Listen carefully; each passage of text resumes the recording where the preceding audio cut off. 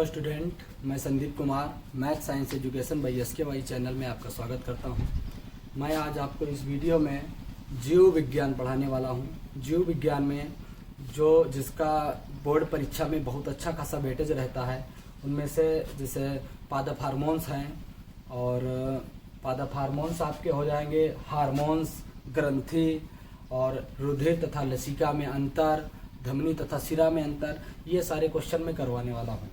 तो आज जो है हम इस वीडियो में इन सभी क्वेश्चनों को एकदम अच्छे से तैयार कर लेंगे, बिना कॉपी बिना पेन के आप बैठिए, सिर्फ आप जो है अच्छे से मेरी बात को सुनते जाइए। मैं गारंटी लेता हूँ कि आपको सुनते सुनते ही सब याद हो जाएगा।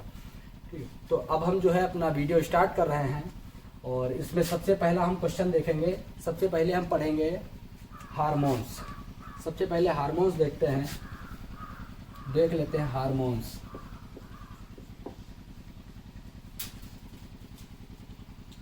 ठीक है, हार्मोन्स क्या होता है?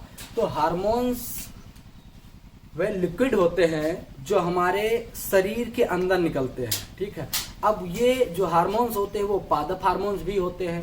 मतलब पादप मतलब होता है पौधे, पौधे में भी निकलते हैं। हम लोग मनुष्य हैं, मनुष्यों के शरीर में भी निकलते हैं। तो मनुष्य जो होते हैं, मनुष्य की जो अंतःस्रावी ग्रंथियां हैं, अंतःस्रावी ग्रंथियों में हार्मोन्स निकलते हैं, और जो बाह्यस्रावी ग्रंथियां हैं उनसे एंजाइम निकलते हैं। एंजाइम जो होते हैं वो ब्लड के संपर्क में नहीं होते हैं। उन्हें, जैसे हमारी लार में देखिए ब्लड नहीं है, इसको निकलने के लिए अलग से पाइप होती है, इसलिए इस लार जो है वो हमारा हार्मोन्स नहीं, ये हमारा एंजाइम है।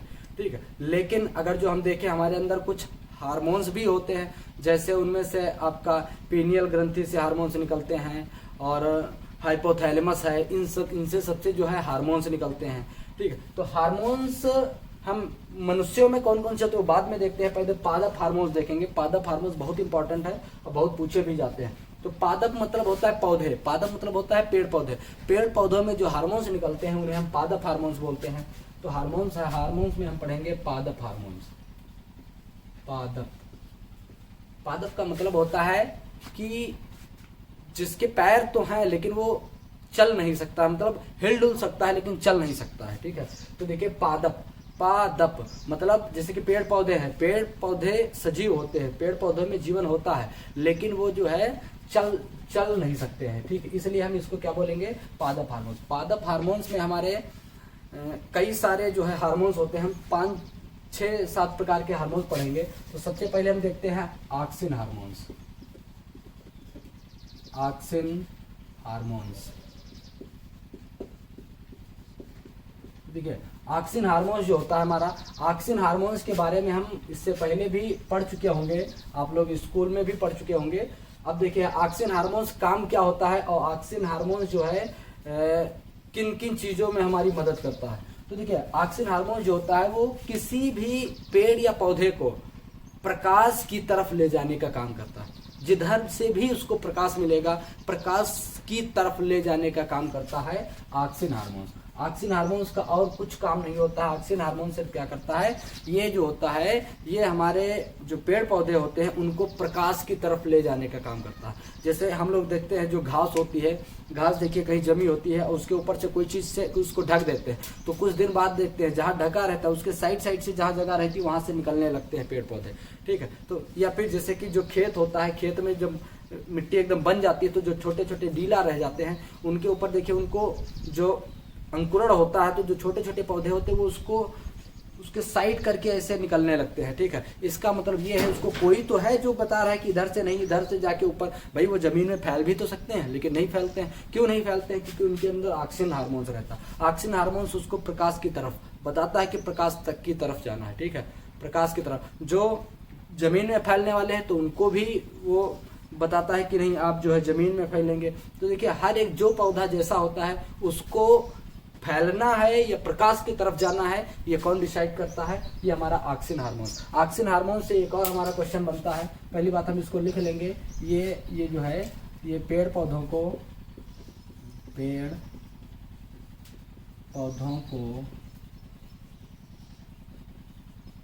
प्रकाश की तरफ उन्मुख करता।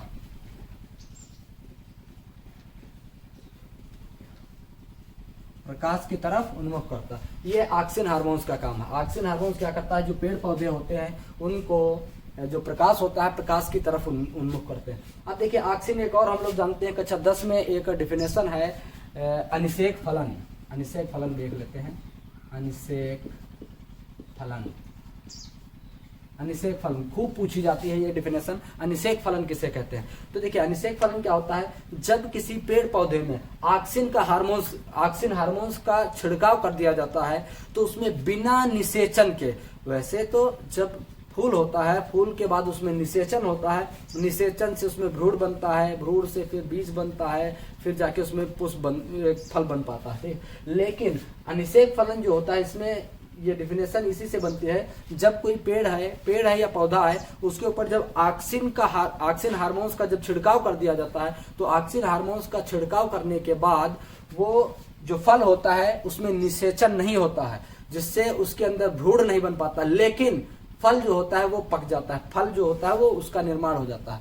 तो इसकी डिफिनेशन, अनिषेक फलन की डिफिनेशन बनती है, जब किसी पेड़ पौधे में ऑक्सिन का हार्मोन्स कर दिया जाता है तो बिना निषेचन के जो फल का निर्माण होता है, जो बीज रहित फल का निर्माण होता है, उसी को अनिषेक फलन कहते हैं। ठीक है, इससे जब इसका ऑक्सिन हार्मोन्स का छिड़काव कर देते हैं तो जो बीज में जो फल प्राप्त होगा उसमें बीज नहीं होगा, बीज रहित जो है फल प्राप्त होंगे, तो इसे ही हम अनिषेक फलन कहेंगे। इसमें ऑक्सिन हार्मोन्स का छिड़काव कर दिया जाता है। तो ऑक्सिन हार्मोन्स हम समझ चुके हैं। उसके बाद हम देखेंगे इसमें याद रखना, इसमें बीज रहित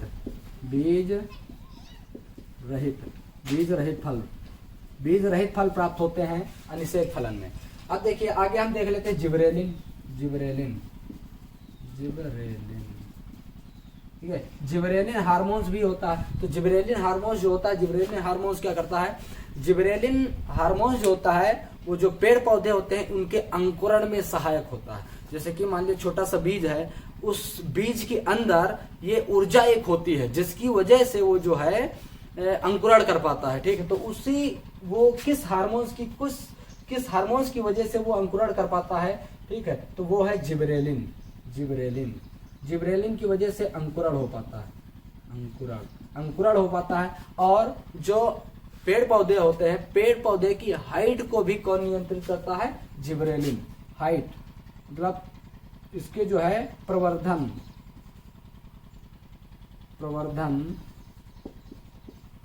को नियंत्रित करना।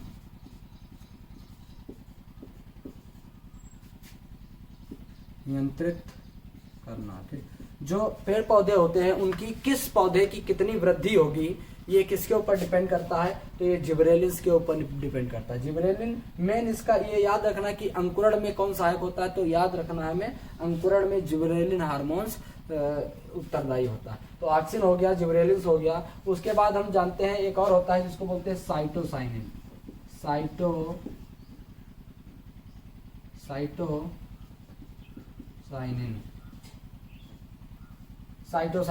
तो साइटोसाइनिन जो होता है ये क्या करता है, ये जो हमारे पेड़ पौधे होते हैं, पेड़ पौधों की जो शाखाएं होती हैं, ठीक, उनमें जो कोशिकाएं होती हैं, उन कोशिकाओं का विभाजन करने का काम होता है साइटोसाइनिन का। साइटोसाइनिन और कुछ नहीं करता है, साइटोसाइनिन सिर्फ जो हमारी जैसे कि शाखाएं हैं, एक शाखा से जब दूसरी शाखा का निर्माण होता है तो उसमें ज्यादा कोशिकाओं की आवश्यकता होती है। तो वो ज्यादा कोशिकाओं का निर्माण किस हार्मोन की वजह से हो पाता है, साइटोसाइनिन नामक जो हमारा हार्मोन्स होता है उसकी वजह से जो है इसमें कोशिकाओं में विभाजन होता है।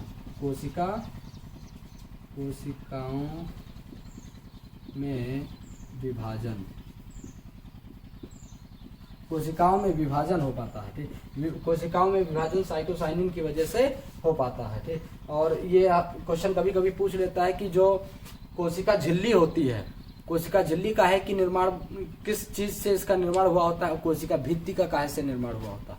ठीक, तो हम जानते हैं जो कोशिका झिल्ली होती है वो हमारे पुरुषों के मतलब जो मनुष्य होते हैं, मनुष्यों में होती है, वो बनी होती है आपकी प्रोटीन की। लेकिन जो कोशिका भित्ति होती है, कोशिका भित्ति बनी होती है सेलुलोज की। ठीक है, तो जो भी जैसे कि कॉपी, किताब और जो हमारी जितनी भी लकड़ी है वो सारी सेलुलोज से बनी होती है, ये हमको पता होना चाहिए। ठीक है, तो ऑक्सिन हार्मोन्स हो गया, जिबरेलिन्स हो गया, साइटोसाइनिन हो गया। उसके बाद हम देखते हैं एक और हार्मोन्स है जिसको बोलते हैं फ्लोरीजेंस।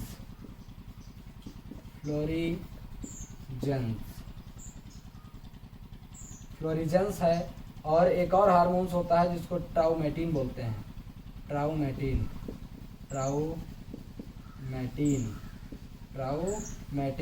और होता है एथिलीन। और होता है एसिटिलीन।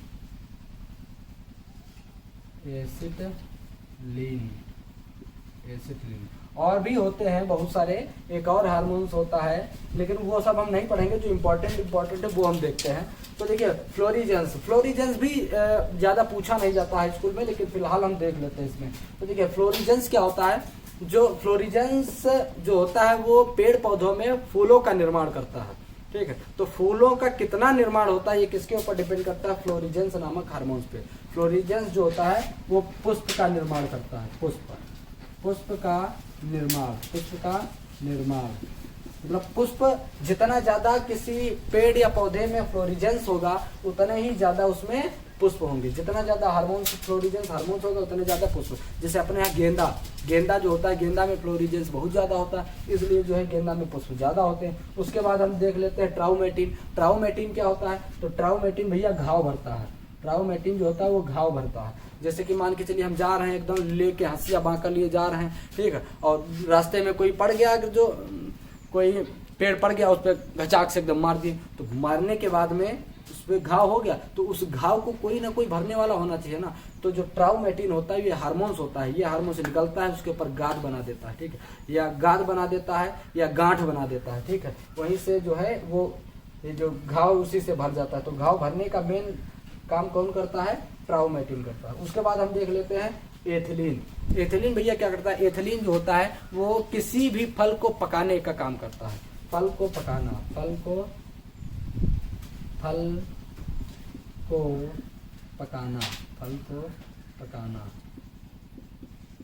ठीक, प्रकृत रूप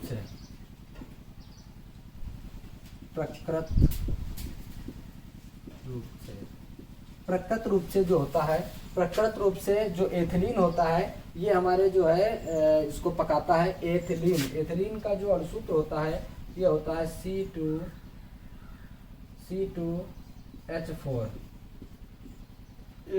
एथिलीन का अणुसूत्र होता है C2H4। ये एथिलीन है, ठीक है। ये हमारा काम करता है फल पकाने का। फल जो होते हैं, फल को प्राकृतिक रूप से यही पकाता है। उसके बाद हमारा एसिटिलीन है। एसिटिलीन क्या करता है, ये भी फल पकाता है, लेकिन ये जो होता है ये कृत्रिम रूप से फल पकाता है। जैसे हम लोग जानते हैं, हम लोग लाते हैं कार्बेट लाते हैं। जैसे देखिए कार्बेट का अणुसूत्र यहाँ पे देख लेते हैं, हम यहाँ पे देख लेते हैं। देखो जैसे कि मान के चलिए CaC2 ये कार्बेट है, और उसके बाद इसमें ऑक्सीजन में हम इसको रख देते हैं, या वाटर जल की उपस्थिति में भी इसको रख दिया जाता है, ठीक है, जल की उपस्थिति में रख दिया जाता है H2O इसकी उपस्थिति में। मतलब कार्बाइड ले आएंगे और उसमें फिर हल्का पानी हम डाल देंगे तो हमारा बन जाता है CaO प्लस, और बन जाएगा हमारा C2H2। ये हमारा हो जाएगा एसिटिलीन, ये हो जाएगा एसिटिलीन, और ये हो जाएगा हमारा बिना बुझा चूना, और ये इधर कार्बाइड है और ये इधर जल है। तो जो कार्बाइड होता है, कार्बाइड में जब हम हल्का सा जल छिड़क देते हैं तो उसमें से गैस निकलती है, उस गैस का नाम होता है एसिटिलीन। वो जो एसिटिलीन गैस होती है वो जो है फल को पका देती है, लेकिन वो फल इतने अच्छे व स्वादिष्ट नहीं हो पाते हैं जितना एथिलीन से पका हुआ फल स्वादिष्ट होता। तो हम आशा करते हैं कि आपको ये सारे के सारे हार्मोन समझ में आ गए होंगे। अब हम आगे देखते हैं, कुछ अंतर देख लेते हैं। इसको आप स्क्रीनशॉट कर लीजिए।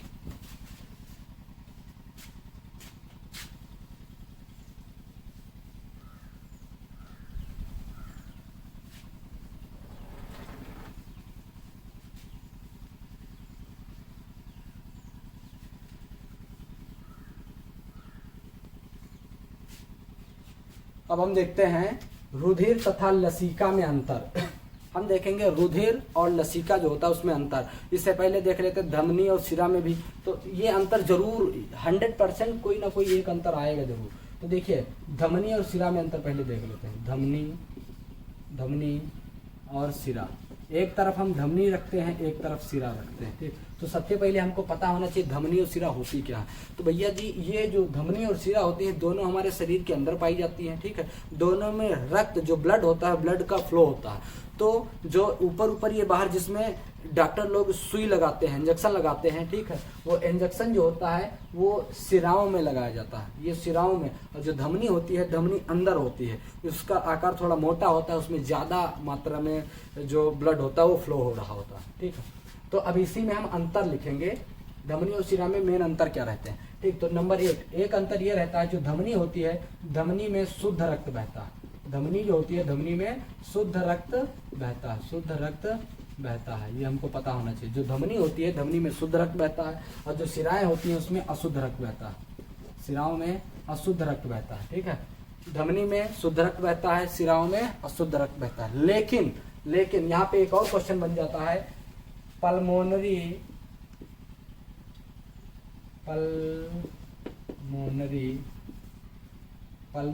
धमनी में अशुद्ध रक्त बहता है, ठीक है। देखिए जब किसी चीज पे जोर दे दे, इसका मतलब कुछ उसमें गड़बड़ है, ठीक है। तो इसमें देखिए जोर दे रहा, मेनली तो हम जानते हैं कि धमनी में शुद्ध रक्त बहता है, लेकिन कह रहा पल्मोनरी धमनी में कैसा रक्त बहता है, ठीक है। मतलब जोर दे रहा है, इसका मतलब है कि ये कुछ गड़बड़ है। तो पल्मोनरी जो धमनी होती है उसमें अशुद्ध रक्त बहता है, तो सेम ये भी इसमें भी कंडीशन होगी, पल्मोनरी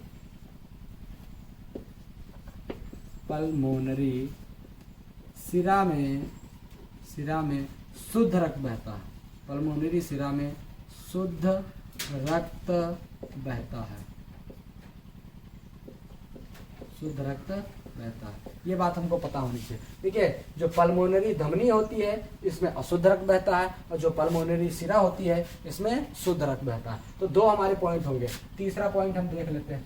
तीसरा पॉइंट होता है, ठीक है, तो ये जो धमनी होती है ये हमारे शरीर में गहराई में अंदर पाई जाती है, ठीक है। लेकिन जो हमारी सिरा होती है, सिरा तो ऊपर ऊपर ये जो नीली नीली काली काली दिखती है, जैसे इन्हीं को हम सिरा बोलते हैं, ठीक है। तो ये जो धमनी होती है ये शरीर में गहराई में पाई जाती है, शरीर में गहराई में पाई जाती है, ठीक है। तो ये जो धमनी होती है ये हमारे शरीर में गहराई में पाई जाती हैं, लेकिन जो सिराएं हैं, सिराएं उसी के उल्टा ये ऊपर शरीर के ऊपर पाई जाती हैं, शरीर के ऊपरी भाग में पाई जाती हैं, ऊपरी भाग में पाई जाती हैं।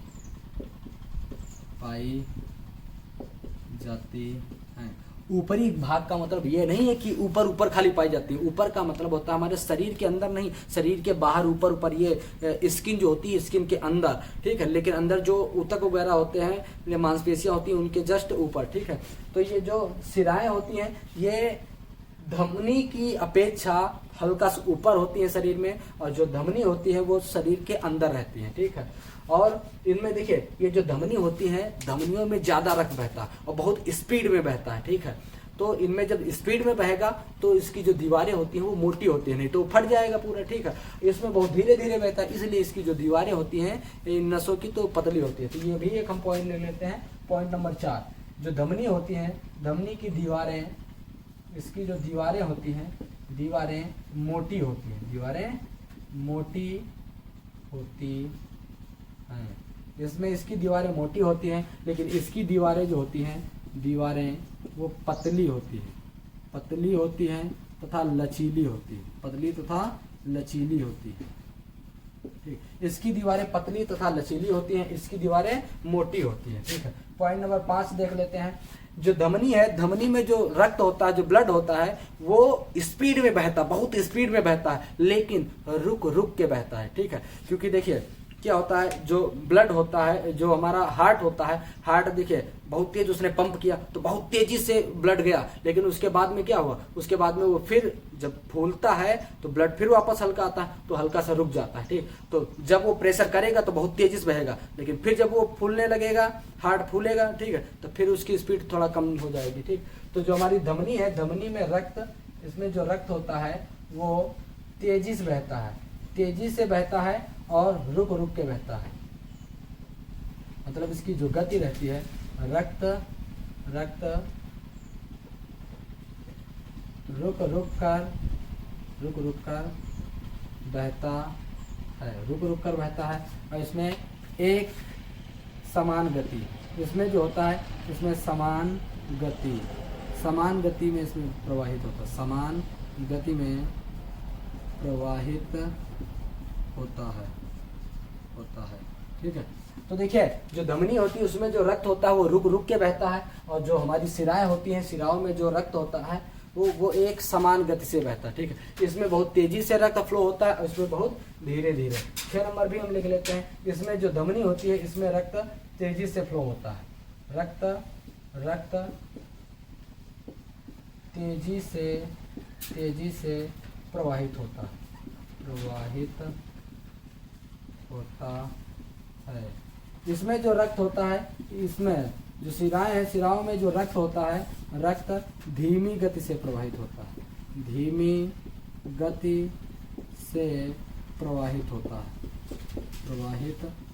है। तो इसमें जो हमारा शिरा है, शिराओं में जो रक्त बहता है वो बहुत मतलब आराम से बहता है। ठीक है, लेकिन जो धमनी होती है उसमें बहुत तेजी से बहता है। ठीक है, और हम देख लेते हैं पॉइंट नंबर 7 देख लेते हैं। देखिए ये जो धमनी होती है, धमनी में जगह जगह कपाट नहीं पाए जाते हैं, लेकिन जो शिराएं हैं, शिराओं में हमारे जगह जगह कपाट पाए जाते हैं। ठीक है, तो फिलहाल के लिए मान के चलिए ये इतना आपका 6 पॉइंट हो गए, बहुत हो गए। इन्हीं में से कोई आएंगे, 4 पॉइंट लिखने के होते हैं, 4 नंबर के आते हैं। आप 6 के 6 लिख देना, इनको मिला के एक में लिख देना। ठीक है, तो 6 पॉइंट आपके हो गए हैं। ठीक है, इन्हीं में से कोई एक आ जाएगा, धमनी और शिरा में अंतर। आप इनको इसका स्क्रीनशॉट कर लीजिए।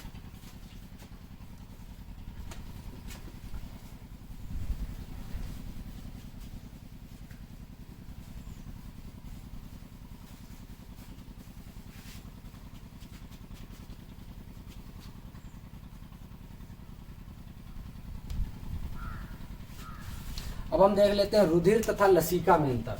तो देख लेते हैं रुधिर तथा लसिका,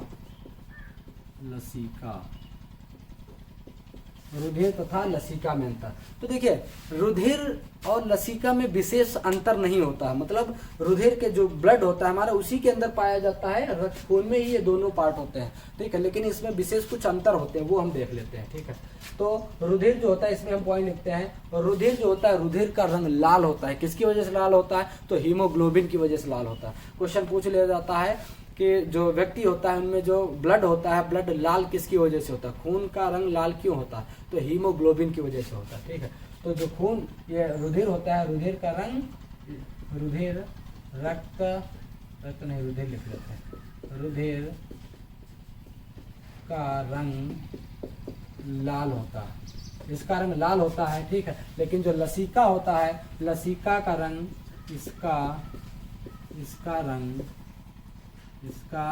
रंग हल्का पीला होता है, हल्का पीला होता है। ठीक है, हल्का पीला होता है। ये पॉइंट हमको याद होना चाहिए। रुधिर जो होता है उसका रंग लाल होता है और जो लसिका होता है उसका रंग हल्का पीला होता है। नंबर 2 लिख लेते हैं। ठीक है, ये अधिक तरल होता है, अधिक तरल होता है। ठीक है, ये बहुत अधिक तरल होता है। ठीक है, लेकिन ये जो लसिका होता है ये कम तरल होता है। ये जो होता है ये कम तरल होता है, क्योंकि ये ज्यादातर प्लाज्मा अवस्था में रहता है। ठीक है, ये कम तरल रहता है, ये अधिक तरल रहता है। ठीक है, नंबर 3 इसका हम पॉइंट ले लेते हैं। रुधिर जो होता है, रुधिर की गति दोनों तरफ होती है। रुधिर जो होता है वो हमारे पूरे हार्ट से पूरे शरीर में भी चला जाता है, पूरे शरीर से हार्ट में भी आता है। लेकिन जो लसिका है, ये लसिका कभी भी पूरे शरीर से हार्ट में नहीं आता है। ठीक है, इसकी गति हमेशा हार्ट जो होता है हमारा हृदय होता है, हृदय से विपरीत होती है। ठीक है, तो ये बात हम लिख लेंगे। जो रुधिर होता है इसकी गति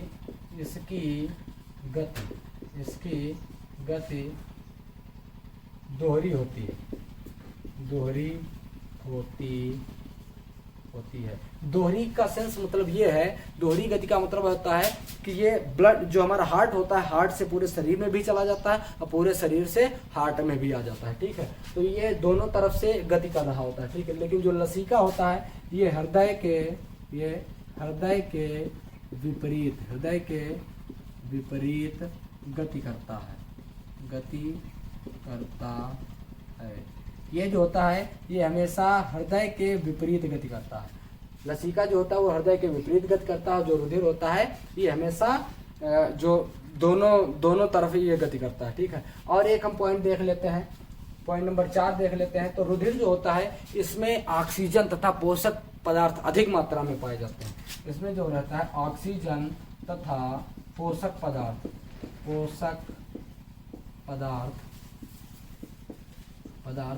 अधिक होते हैं। इसमें ऑक्सीजन और पोषक पदार्थ अधिक होते हैं। लेकिन जो लसीका होता है, लसीका में ऐसा नहीं होता है। लसीका में ऑक्सीजन तथा पोषक पदार्थ कम होते हैं। पोषक पदार्थ कम होते हैं। ये बात हमको याद होनी चाहिए, ठीक है। जो रुधिर होता है उसमें ऑक्सीजन और पोषक पदार्थ अधिक मात्रा में होते हैं, लेकिन जो लसीका होता है इसमें ऐसा नहीं होता है। इसमें इनकी मात्रा जो होती है वो कम होती है, ठीक। तो 4 पॉइंट इसके भी हो गए, 4 ही पॉइंट हम इसको याद करेंगे, ठीक है।